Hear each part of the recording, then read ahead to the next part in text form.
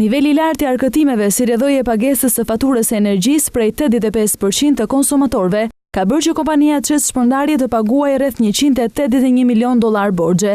Gjatë analizës së 5 mujorit të parë në krye të kësaj kompanie, Said Ollapi u shpreh se janë likuiduar borxhet me Cash in Host dhe subjekte të tjera. Sipas tij, shlyerja e borxheve krijon lehtësira në mbarvajtjen e të gjithë procesit energjetik në vend. Kompania deri tani ka arritur të bëjë likuidimin rreth $181 milion dhe likuidimet janë kryesisht cash rreth $60 milion, OST rreth $20 milion, energjia e importit e vjetër dhe e re, e parapambetur dhe e re rreth $30 milion.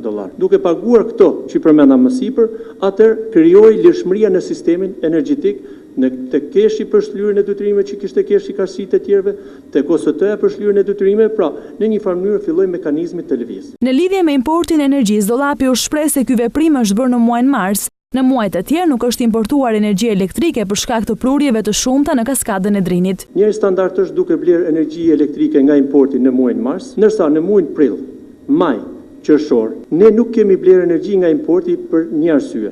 Kompania Cash Sha në atë kohë eksportonte energji elektrike dhe niveli prurjeve në kaskadën e Drinit ishte e tillë që nëse ne do importonin energji nga jashtë, ai do derdhte ujë.